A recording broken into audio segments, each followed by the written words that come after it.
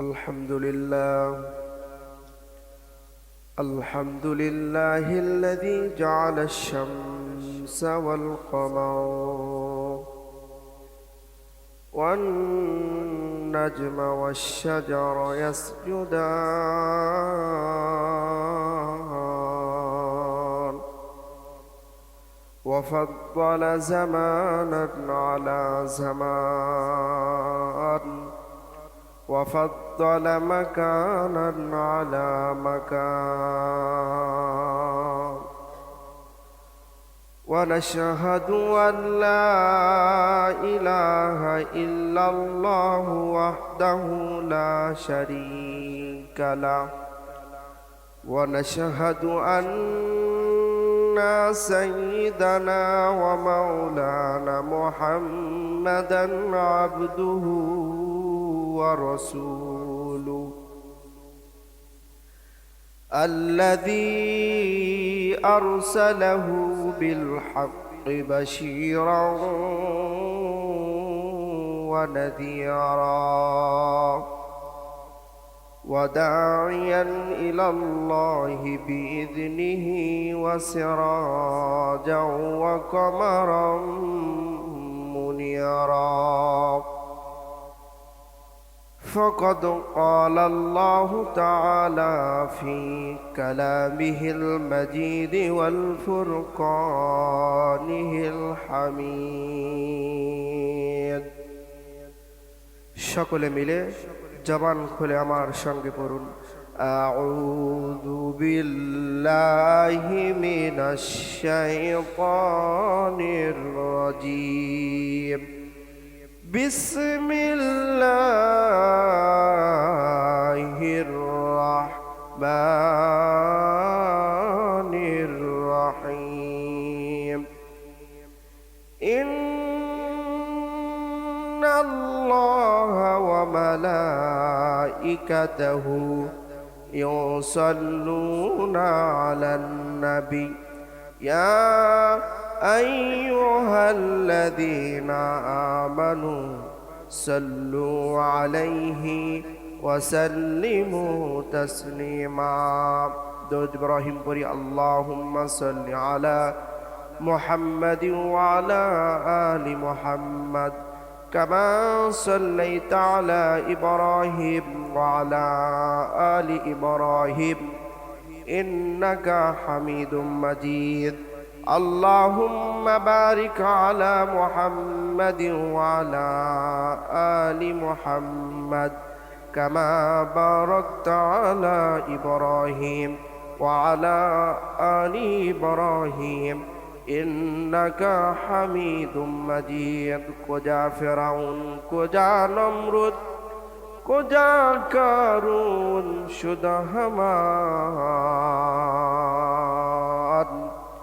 কোজায় শওকত আজিজ শাহের কোজা তখতে সুলাইমান এখন জাহাজ গাড়ি হাওয়ায় চলে এটা কলেরই বিধান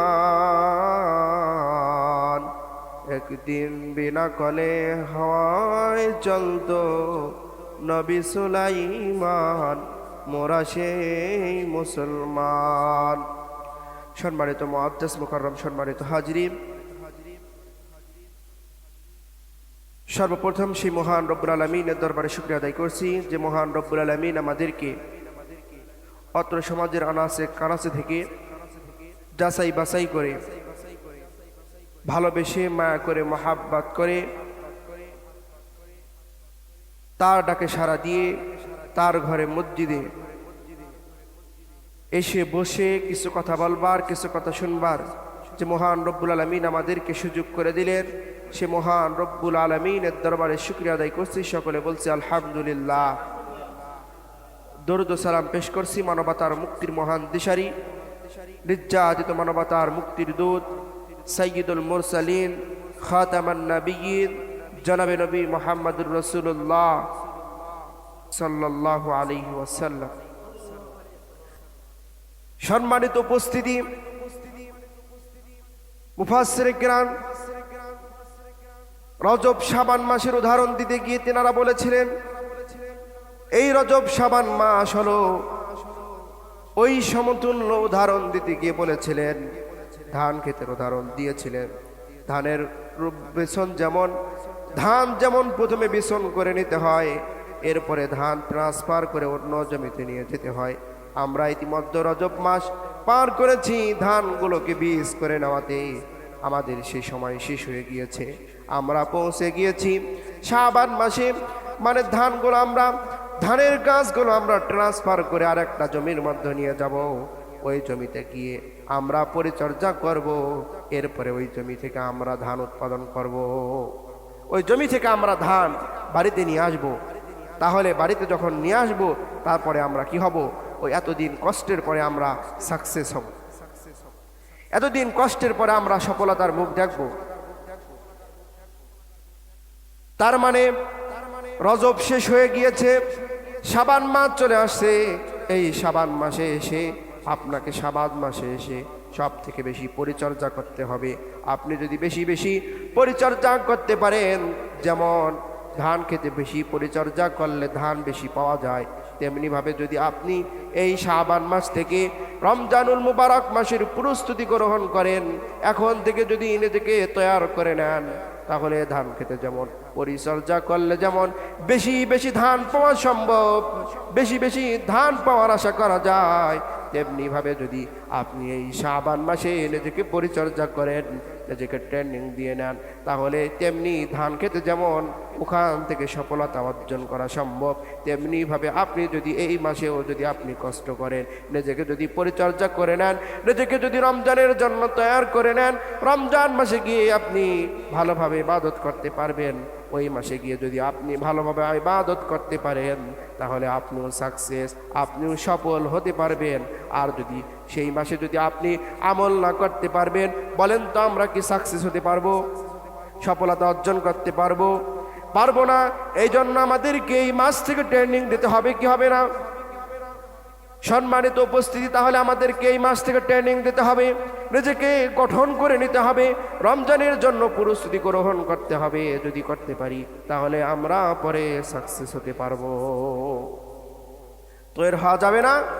আমরা নিয়াত করছি, আমরা এই রমজানের জন্য প্রস্তুতি এই মাস থেকে গ্রহণ করবো ইনশাআল্লাহ। সম্মানিত উপস্থিতি, আমরা এই শাবান মাসে আমরা উপস্থিত হয়েছি। এই শাবান মাসে আমাদের কিছু করণীয় আছে না নাই? এই শাবান মাসে আমাদের কিছু কাজ রয়েছে। আল্লাহর নবী, বিশ্ব নবী মুহাম্মদুর রাসূলুল্লাহ সাল্লাল্লাহু আলাইহি ওয়াসাল্লাম যখন রজব মাসের শেষের দিকে চলে যেত, রজব মাসের শেষ দিকে যখন তিনি পৌঁছে যাইতেন, শেষের সময় দিতে আল্লাহর নবী, বিশ্ব নবী মুহাম্মদুর রাসূলুল্লাহ সাল্লাল্লাহু আলাইহি ওয়াসাল্লাম বলেন, উহসু হিলালা শাবান লিরমাদান।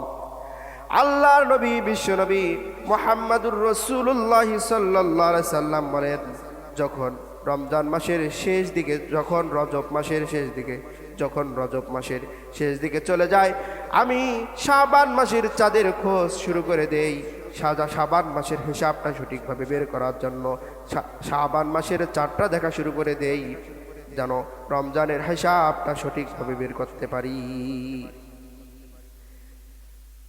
শাবান মাসের চাঁদ দেখার জন্য বিশ্বনবী মুহাম্মদুর রাসূলুল্লাহ রজবের শেষ থেকে প্রস্তুতি গ্রহণ করছিলেন, যে কখন শাবানের চাঁদ ওঠে। যখন শাবানের চাঁদ ওঠে, তিনি সেই দিন থেকে গণনা শুরু করে দিয়েছিলেন। কিসের অপেক্ষা করার জন্য? কিসের মাস পাওয়ার জন্য? রমাদান মুবারক মাস পাওয়ার জন্য তিনি সেখান থেকে গণনা শুরু করে দিয়েছিলেন। ওলামায়ে কেরাম এই চাঁদকে খোঁজাকে, এই চাঁদ খোঁজ করাকে, এই চাঁদের হিসাব রাখাকে বর্তমান ওলামায়ে কেরাম বলেছেন, এই চাঁদ খোঁজ করাকে ওয়াজিব বলেছেন তিনারা। এই চাঁদ যে আপনি খুঁজবেন, এই চাঁদের হিসাবটা যেন আপনি সঠিকভাবে বের করতে পারেন, ওলামায়ে কেরাম কি বলেছে? এটা খোঁজা কি ওয়াজিব। কারণ তারা এই জন্য বলেছে, কারণ আপনি যদি এই শাবানের হিসাবটা সঠিকভাবে না রাখতে পারেন, সঠিকভাবে যদি শাবানের হিসাব না রাখতে পারেন, বলেন তো রমজানের মাস শুরু থেকে কি আপনার পাওয়া সম্ভব? সঠিকভাবে বের করতে পারবেন না কোন দিন থেকে রমজান শুরু। এই কারণেই তিনারা বলেছেন রজবের চাঁদ, শাবানের চাঁদ যখন উদিত হবে সেই দিন থেকে তোমরা গণনা শুরু করে দাও, গণনা করো যাতে তোমরা রমজানটা সঠিকভাবে পেয়ে যাও। এই চাঁদ আমাদেরকে খোঁজ করতে হবে না? আল্লাহর নবী বিশ্বনবী মুহাম্মদুর রাসূলুল্লাহ সাল্লাল্লাহু আলাইহি সাল্লামকে প্রশ্ন করা হলো, ইয়া রাসূলুল্লাহ সাল্লাল্লাহু আলাইহি ওয়াসাল্লাম, আপনি সব থেকে বেশি আমল করতেন কোন মাসে? ইয়া রাসূলুল্লাহ সাল্লাল্লাহু আলাইহি সাল্লাম, কোন মাসে আপনি বেশি আমল করতেন? আল্লাহর নবী বিশ্বনবী মুহাম্মদুর রাসূলুল্লাহ, সকলে বলছি সাল্লাল্লাহু আলাইহি সাল্লাম, আল্লাহর নবী বিশ্ব নবী মুহাম্মদুর রাসূলুল্লাহ সাল্লাল্লাহু আলাইহি সাল্লাম বলেছেন, যখন আমার মাঝে যখন উপস্থিত হয়ে যেত রজব মাস এবং শাবান মাস আসতো, তখন আমি সব থেকে বেশি আমল করতাম। আল্লাহর নবী বিশ্ব নবী মুহাম্মদ সাল্লাল্লাহু আলাইহি সাল্লাম বলেন, আমি সব থেকে বেশি রোজা রাখতাম যখন শাবান মাস আসতো, ওই মাসে আমি বেশি করে রোজা রাখতাম। কেন রোজা রাখতাম? কারণ এই মাসে আমি রোজা রাখার অভ্যস্ত করতাম, কারণ আমি যেন রমজানে গিয়ে যেন আমার কোনো সমস্যা না হয়ে যায়। আর আমরা উম্মত, আমাদেরকেও এই ট্রেনিং দেওয়া লাগবে না? অভ্যস্ত রোজা রাখার অভ্যস্ত করা লাগবে না? যদি আমি আপনাদেরকে প্রশ্ন করি, বলেন তো 12 মাসে প্রত্যেক সপ্তাহে 2 দিন করে বিশ্বনবী মুহাম্মদুর রাসূলুল্লাহ সাল্লাল্লাহু আলাইহি সাল্লাম রোজা রাখতেন, আপনারা কি 2 দিন করে রোজা রাখেন? কয়জন হাত উঠবে বলেন তো? আমাদের হাত উঠবে না, হাত তুলতে পারবো না। তাহলে বলেন তো, প্রতি সপ্তাহে রোজা রাখি না, কিন্তু এই শাবান মাস আসতে আমাদেরকে যে রমজানের প্রস্তুতি গ্রহণ করতে হবে, তাহলে এই মাসে কি আমাদের রোজা রাখার দরকার আছে না? এই মাসে যদি আপনি রোজা রাখেন, পরে রমজান মাসে গিয়ে আপনার কোনো সমস্যা হবে না। দেখবেন অনেক মানুষ পাওয়া যায় রমজানুল মুবারকে রোজা রাখার নিয়ত করেছে, সিহারিও করেছে, কিন্তু দেখবেন অর্ধেক বেলা যাওয়ার পরে তিনি আর থাকতে পারে না, তিনি রোজাটা ভেঙে দেয়। তিনি বলে কি, যে আমি পারতেছি না, আমি রাখতে পারছি না। আরে তুমি তো রাখতে পারবা না, কারণ তুমি তো এই রোজার জন্য ট্রেনিং দাও নাই। সেনাবাহিনী যদি তার চাকরিতে জয়েন করার আগে তাকে যে তার যে অস্ত্রগুলো রয়েছে তার হাতে দেওয়া হয়, এই অস্ত্রগুলো তুলে দেওয়ার আগে তার ট্রেনিং এর প্রয়োজন আছে না নাই? বলেন তো, ওই সেনাবাহিনীকে যদি বলা হয় ট্রেনিং না দিয়ে তুমি এই রাইফেল চালাও, বলেন তো সম্ভব? সম্ভব? সেনাবাহিনীর দ্বারাই যেমন রাইফেল ট্রেনিং ছাড়া যেমন রাইফেল চালানো সম্ভব নয়, মুসলমানের জন্য রমজানের প্রস্তুতি নেওয়া, রমজানুল মুবারক মাসের আগেও যেমন রমজানের রোজার যদি ট্রেনিং না করে, তাহলে রমজানের রোজা মুসলমানদের রাখা সম্ভব নয়। তাহলে আমাদের ট্রেনিং এর প্রয়োজন আছে না নাই? সম্মানিত উপস্থিতি, আপনি যখন বাজারে যান, বাজারে বাজার করার জন্য যখন যান, বলেন তো আপনি বাজারে যাওয়ার সময় প্রস্তুতি গ্রহণ করে যান, না এমনিতেই বাড়ি থেকে বের হয়ে যান? বাড়ি থেকে কি এমনিতে যাই আমরা? যখন বাজারে যাব, যাওয়ার আগে আমাদেরকে প্রস্তুতি নিতে হয়। কি নিতে হয়? কি প্রস্তুতি নেই? আমরা কি করি? বাজার করার জন্য সর্বপ্রথম যেটা জিনিসের দরকার সেটা হলো টাকা। আমরা ম্যানেজ করি, টাকা নেই, এরপরেই আমরা কি করি? বাজারগুলো নেওয়ার জন্য, বাজার নিয়ে আসার জন্য একটা ব্যাগ নেই, এরপরে বাজারে যাই, বাজার করে আবার বাজার থেকে নিয়ে আসি বাজার করে। বলেন তো, বাজারে যাওয়ার আগে আপনি ব্যাগ নিলেন, টাকা নিলেন, বাজারে চলে গেলেন, যদি আপনি টাকা না নেন, ব্যাগ না নেন, বলেন তো বাজার করা সম্ভব? বাজার হবে? যেমন টাকা ব্যাগ না নিয়ে বাজারে গেলে যেমন বাজার হয় না, বাজারে যাওয়ার আগে যেমন প্রস্তুতি গ্রহণ করার দরকার রয়েছে, তেমনি রমজানুল মুবারকের রোজা রাখার আগে রোজা রাখার অভ্যাস, রোজা রাখার ট্রেনিং করার দরকার আছে না নাই? এই রোজা রাখতে হবে।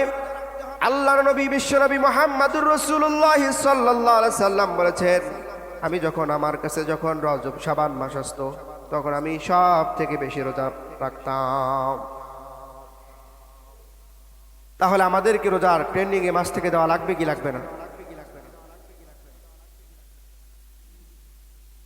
এরপরে আল্লাহর নবী বিশ্বনবী মুহাম্মদুর রাসূলুল্লাহ সাল্লাল্লাহু আলাইহি সাল্লাম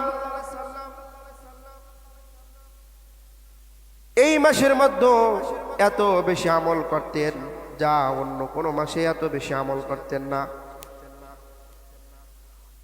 হযরত আনাস ইবনে মালিক রাদিয়াল্লাহু তাআলা আনহু তিনি বর্ণনা করেন, যখন রমজানুল মুবারক মাস আসার আগে যখন রজব এবং শাবান মাস আসে, আল্লাহর কাছে এই রজব মাস হলো আল্লাহর মাস। আল্লাহ পাক রব্বুল আলামিন বলেন, এই রজব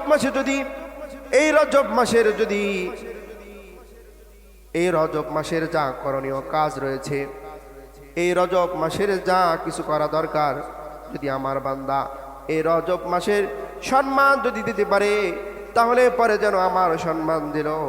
আল্লাহ পাক রব্বুল আলামিন বলেন, আমি ওই যে বান্দা আমার রজব মাসকে সম্মান দিল, আমি আল্লাহ পাক রব্বুল আলামিন ওই বান্দাকে জান্নাতুন নাঈম দান করি।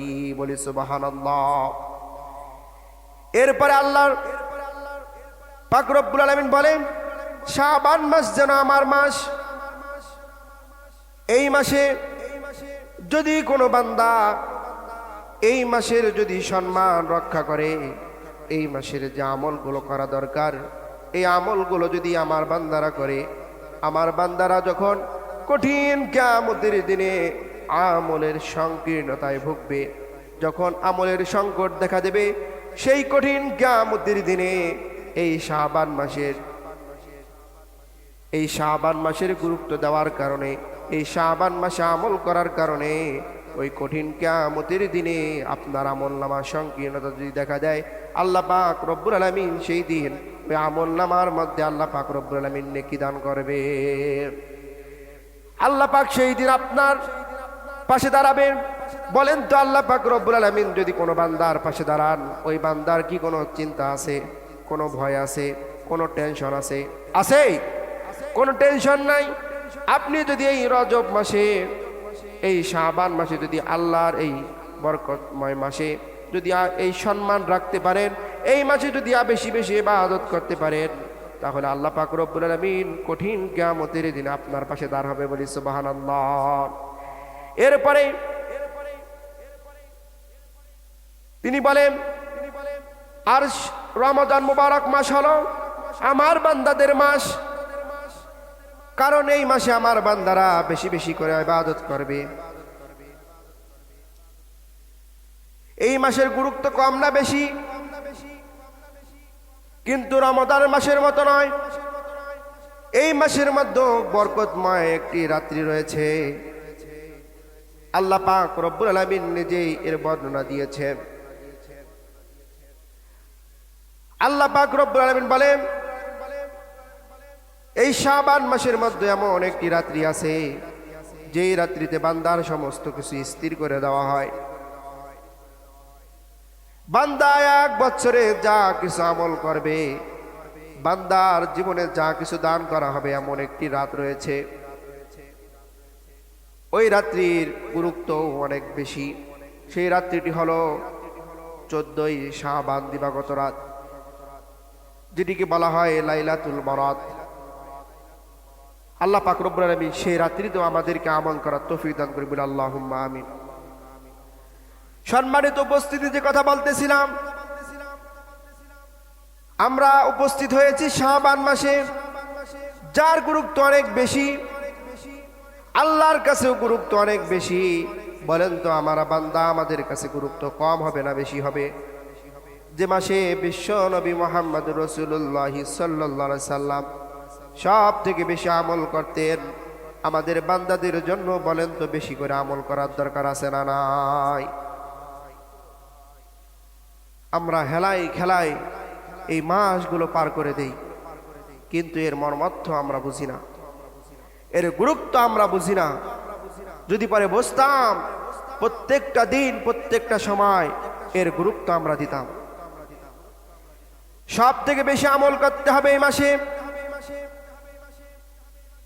অন্যতম আমল হলো এই মাসের মধ্যে আপনি সব থেকে বেশি নফল ইবাদত গুলো করবেন, নফল নামাজ আদায় করবেন, দান সদকা বেশি করে করবেন, বেশি বেশি করে নফল ইবাদত গুলো করবেন, বেশি বেশি করে নামাজ আদায় করবেন, বেশি বেশি করে ওযু করবেন। তাহলে বলেন তো, বেশি করে আপনি ইবাদত করবেন, খুশি হবে কে? কে খুশি হবেন? আল্লাহ পাক রব্বুল আলামিন খুশি হবেন। বিশ্বনবী মুহাম্মদুর রাসূলুল্লাহ সাল্লাল্লাহু আলাইহি সাল্লাম তাই করতেন। এই মাসে সব থেকে তিনি বেশি নফল ইবাদত গুলো করতেন। আপনি নফল ইবাদতে দাঁড় হন। রাত যখন গভীর হয়ে যায়, আল্লাহর সান্নিধ্য লাভ করার উদ্দেশ্যে তাহাজ্জুদে পড়ে যান, জায়নামাজে গিয়ে দাঁড় হন। জায়নামাজে গিয়ে দাঁড় হয়ে সিজদায় লুটে পড়ে আল্লাহর কাছে চান, আল্লাহর ইবাদতে মগ্ন হয়ে যান। আল্লাহর কাছে যা চাবেন আল্লাহ পাক রব্বুল আলামিন তাই আপনাকে দিয়ে দিবে। আপনি বেশি করে দান করেন, কৃপণতা না করে দান বেশি করে করেন, বেশি বেশি করে ইবাদত গুলো করেন, নেক আমল গুলো করেন। যিনি খুশি হবেন বলেন তো তিনি কে? আল্লাহ পাক রব্বুল আলামিন। বেশি বেশি আমল করার কারণে আল্লাহ পাক রব্বুল আলামিন খুশি হয়ে যাবেন। এই জন্য আপনি ট্রেনিং স্বরূপ এই মাস থেকে শুরু করে দেন, রোজা রাখেন, এই মাস থেকে নফল ইবাদত গুলো করেন, বেশি বেশি করে উযু করেন। কারণ কনকনে শীত, এই শীতের দিনে আপনি উযু করবেন। এই শীতের আমলের মধ্যে একটি আমল হলো আপনি বেশি বেশি করে উযু করবেন। কারণ উযু করবেন, ঠান্ডা পানি দিয়ে উযু করবেন। ঠান্ডা পানি দিয়ে উযু বানিয়ে নফল নামাজের মধ্যে দাঁড় হবেন। আপনি যে ঠান্ডার পানি দিয়ে উযু করলেন, ঠান্ডা লাগলো, এরপরে নামাজ আদায় করলেন, কনকনে শীতের দিনে নামাজ আদায় করলেন। এই নামাজ আদায় করার কারণে আল্লাহ পাক রব্বুল আলামিন খুশি হয়ে যাবে। আপনি যে উযু করবেন, উযুর ফজিলত বলতে গিয়ে আল্লাহ রাসূল সাল্লাল্লাহু আলাইহি সাল্লাম বলেছেন, যখন বান্দারা উযু করতে যায়, যখন বান্দারা হাত ধোয়, যখন বান্দারা মুখ ধোয়, আল্লাহ পাক রব্বুল আল্লাহর রাসূল বিশ্ব নবী মুহাম্মদুর রাসূলুল্লাহ সাল্লাল্লাহু আলাইহি সাল্লাম বলেন, আমার বান্দারা হাত দিয়ে যা ছোট ছোট গুনাহগুলো করে, আল্লাহ পাক রব্বুল আলামিন হাতের গুনাহগুলো ঝরিয়ে দেন। চোখ দিয়ে গুনাহ হয়, চোখ দিয়ে কত গুনার কাজ দেখি। উযু করবেন, উযু করার কারণে আপনার চোখের ছোট্ট ছোট্ট গুনাহগুলো আল্লাহ পাক রব্বুল আলামিন মাফ করে দিবে।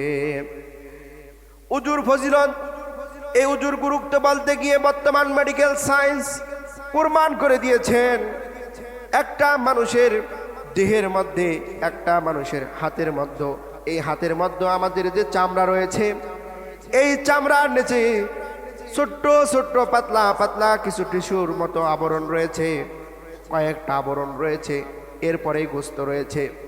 বর্তমান মেডিকেল সায়েন্স প্রমাণ করেছেন, যদি কোনো ব্যক্তি দৈনন্দিন প্রত্যেকটা সময় যদি উযু বানায়, উযু বানার কারণে যখন ব্যক্তিটা উযু করে, এই উযুর পানিটা উপরেই শুধু স্পর্শ করে তা নয়, লোমের ভিতর দিয়ে ভিতরের আবরণগুলোকে, ভিতরের টিস্যু জাতীয় এই পর্দাগুলোকে খবর দেয়। এই পর্দাগুলো যখন খবর পায়, এরপরে ভেতরে ওই পানিটা প্রবেশ করে। মেডিকেল সায়েন্স প্রমাণ করেছেন, উযু করার ফলে এই দেহের ভিতরে যতগুলো ছোট্ট ছোট্ট বড় বড় রোগ রয়েছে, আল্লাহ পাক রব্বুল আলামিন সকল রোগকে দূর করে দেয়। বলি সুবহানাল্লাহ।